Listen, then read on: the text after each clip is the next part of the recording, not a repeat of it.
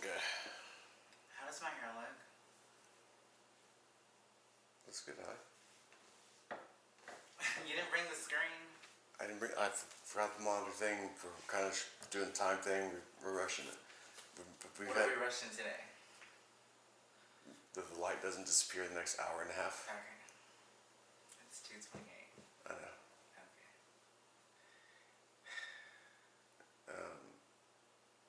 Okay. Okay. Well, Miss Allie and Cole has turned to 26. Pointed towards your mouth, right? Mm-hmm.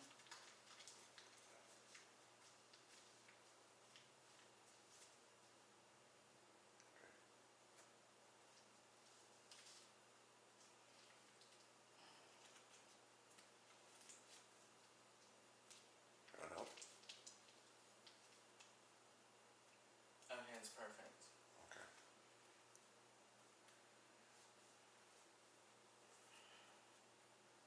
My boobs look good in the camera, Yeah, it's hard to see them when you wear all black. but still it looks good. Yeah, looks good, Allie. Looks good.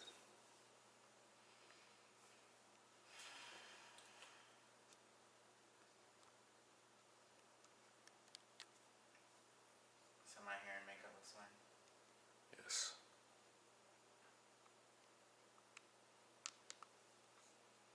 What's this light behind me? You sure it's not too bright? Yes, I'm sure. What, the light behind you? You can turn it down a little bit, yeah. Can you?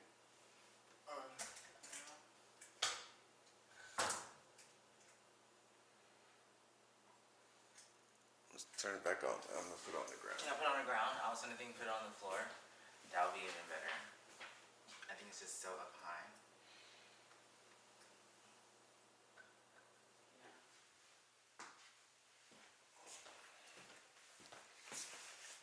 Yeah, better. Okay, so we're gonna play a little bit of catch up on your life. Oh, and also I was thinking that the name thing, Talking with Allie, I think Talking with Allie should be the show, and the film should be just me.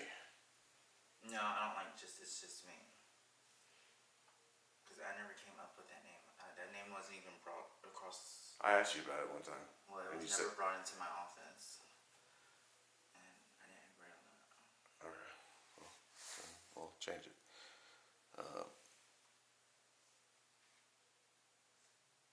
Okay, cool, we're good.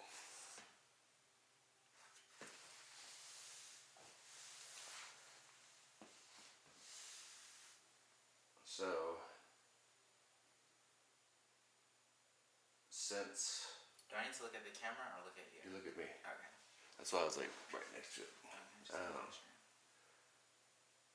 So since we started this working on this whole thing,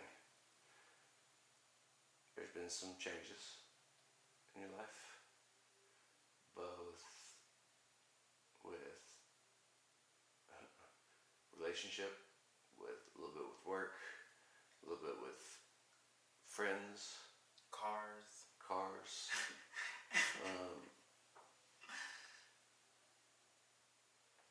Let's start by talking with the friends part.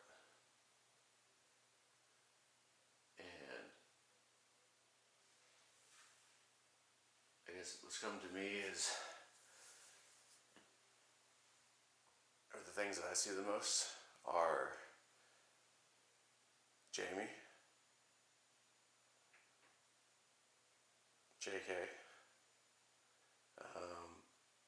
and the BTL thing, or the BTLA thing.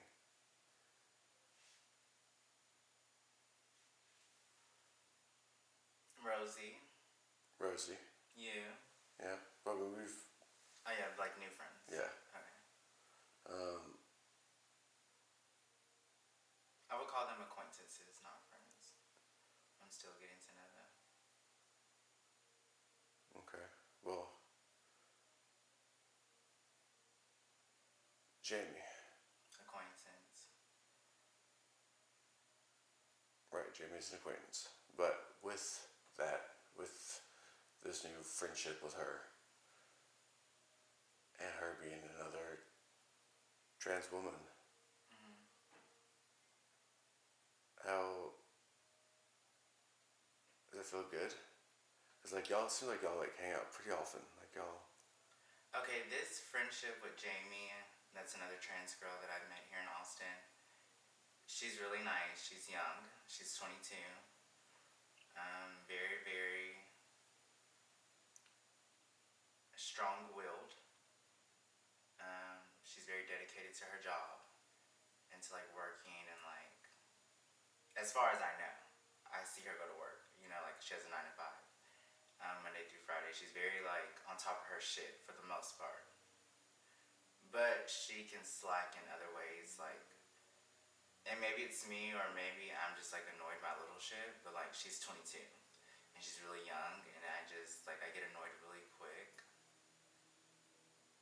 And yeah, I think she's a nice girl, and she's sweet, and like I'm optimistic about our friendship. Like I hope she's a lifelong friend. But also she worries me sometimes, like, cause she's not the type of friend I'm used to. She's a little different in ways of communication. Communication is like a really big thing with me. And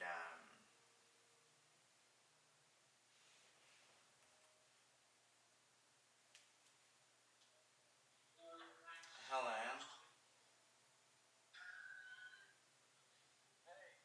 Hey,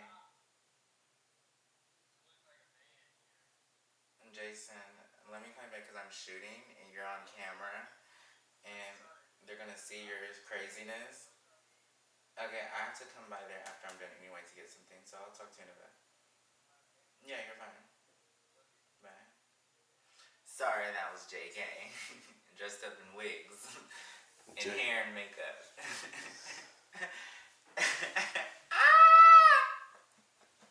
He's such a trip. So it's still so hard for me to like see that, or not see that, but like understand that. I guess. Yeah, it's really hard for me to understand, too. Like super.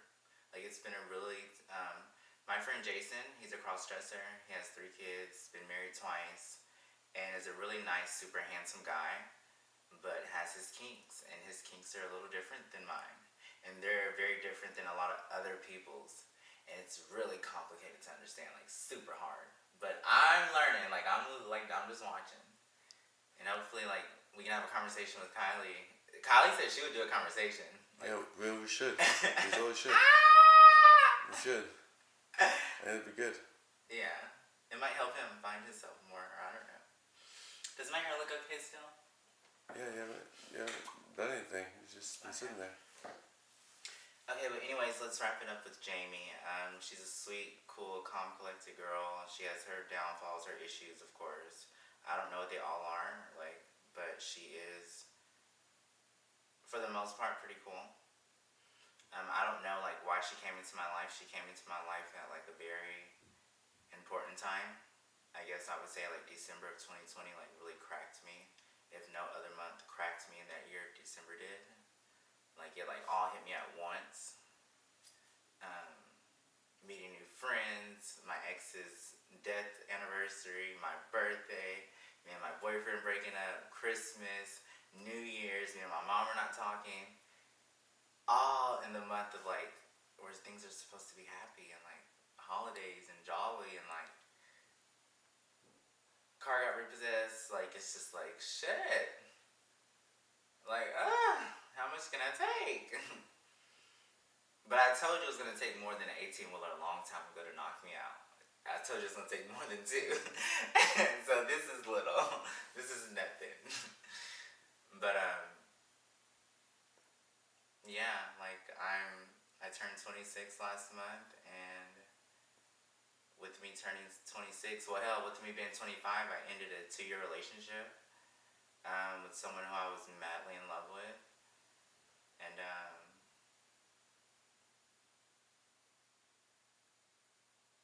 I'm still confused. I'm not understanding. I'm wondering why, and what, and like, what did I do wrong? When in reality, I didn't do anything wrong. I shouldn't have been involved with a married man, for one, and for two, like, I just always think like I'm different. Like a lot of people say, like, "Oh, Allie, you're not gonna get this or get that," and I always get it. You know, like I wasn't gonna get the closure. I wasn't gonna get this and get that. I always get it. So when people tell me to like, "Oh, stop, you're not gonna get this if you keep doing that," in my mind, it's like, no, I'm gonna keep going. Like my foot is on your neck. Like I don't stop. Like don't stop. You know what I mean? Because like I get more when I apply pressure, and it's not always good what I get sometimes. But like what this whole relationship has really taught me, this whole breakup, it's taught me like just a lot about life, a lot about people, a lot about myself. Can I have some of your water, please? Mm-hmm. What does it tell you about yourself?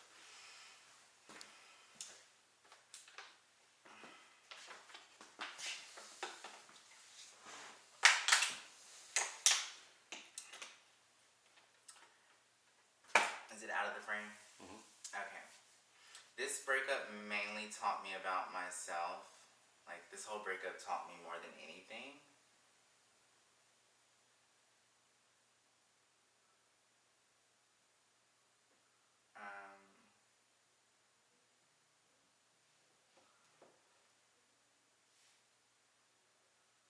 Hello?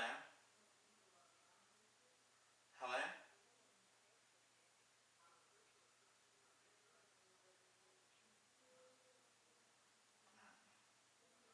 I'm sorry, I gotta answer the phone when the phone rings. I'm taking clients now. But anyways, this whole breakup has taught me more than anything.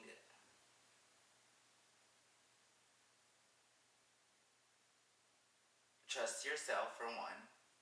Trust your instincts. Trust your gut. Love yourself more than you love anyone else. Love self first.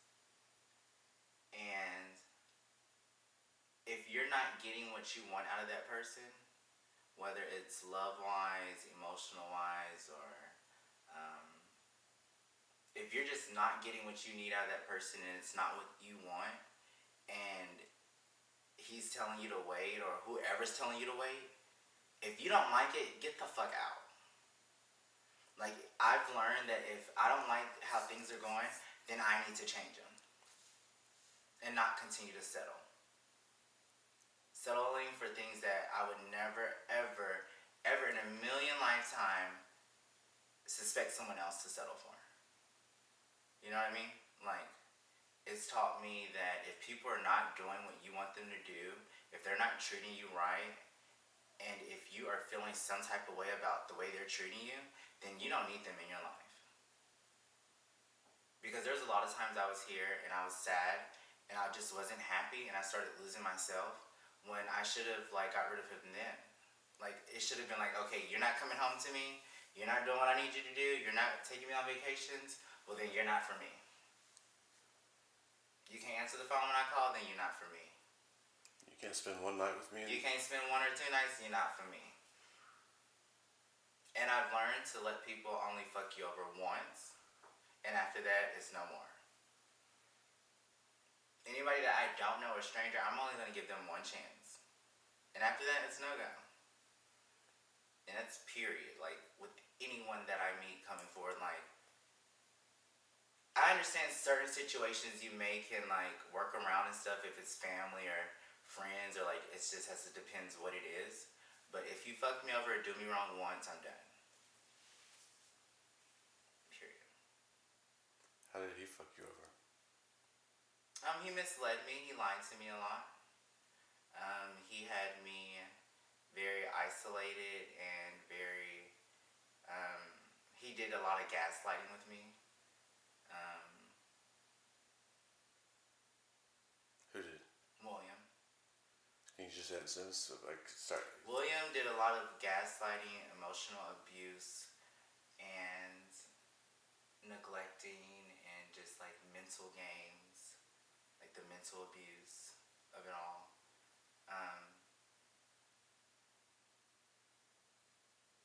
I don't know who the fuck that man is. Like to this day, I don't know him. I know who I fell in love with. I know him like the back of my hand. And it's crazy because I'm still in love with him to this day. But only that person that I fell in love with. This person that I got now, I don't know him. I never seen this side of him, never even suspect this out of his character. I didn't even know this was in him. Like, didn't see it, never would have guessed. He's a very power-seeking man. He's very unhappy. He's very in denial about a lot of things. He's just a typical Donald Trump. You know? Like, do whatever the fuck they want, but keep shit hidden. And probably is a racist. Me and him still not done yet. Like, we're done. The relationship is over. But we still have more work to do. Like, me and him. Like, it's not done. Like, it's done, we'll never be together, but it's not gonna just me go away like they want me to and all that. Fuck that. Like, no. I'm not gonna get in trouble either. Like, I'm not gonna do anything to hurt anyone, harm anyone. I'm not gonna do anything to, like, I know my boundaries. I know how far I can go and what I can and can't do. But he's gonna have to feel my pressure. Because you can't play with anybody like that. And you can't do people that way and think you can live on this world and that people are just going to continue to walk. And some people might, but I'm not. I think I made it very loud and clear to everyone. It's been like almost 40 days since we've broken up. And I've not called only maybe like 3 days out of those 40 days. Did you call yesterday? No. Okay. But I did today.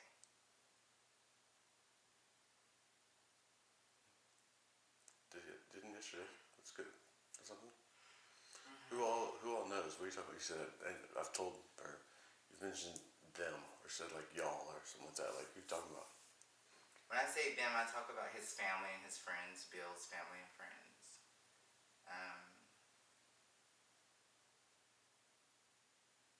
I mean, they already know. But it's only so much they know. And I don't care what nobody say. Don't no man or no woman want to sit and explain their relationship to nobody else. Especially as a married couple. When friends and family come around, don't nobody want to explain their relationship to nobody. That's a bad motherfucking feeling. You know what I mean? And I'm going to make sure that every time somebody comes around, they're going to have to explain it. Or they're going to have to get a divorce. But I don't want you. Don't want you. Don't, like, I don't know. He just has me very angry, very mad. Okay, so with that, you said that somewhat translated into your work, as in having to work again, but also the way you've been interacting with your clients. I've been very cold. Usually when my clients come see me, like, I'm very like, hey, how you doing? How's your day? Sit down. What's going on? Would you like some water? Or now it's like, hey, how you doing? What's up? Let's go. Where my money at? Like, oh, okay. Is this all here? Let me count it right now. Like, very short, straight to the point. Not really, just there but not there. And I've had guys ask me, are you okay? Like, are you okay? Because you look like you is not nowhere near here. And I'm like, yeah, I'm fine. And the truth is like, I'm not here. I'm so caught up in my mind and like trying to find who I am. And also replaying everything in my head. Because I've been told that everything was a lie.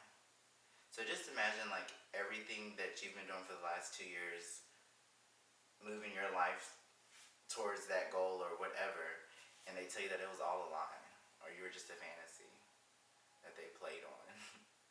Like, I told a few of my, I told my aunt, my teacher, and when I told them what he said, they couldn't believe it. Their hearts dropped. They said, Allie, how are you doing? Like, Miss Simmons said, I don't understand how he could even say something like that to you. She said it had to be because the wife was right there. But still, even then, going that low, Yeah, it's and definitely didn't low. care about how I felt whatsoever. Well, I imagine that it's not that he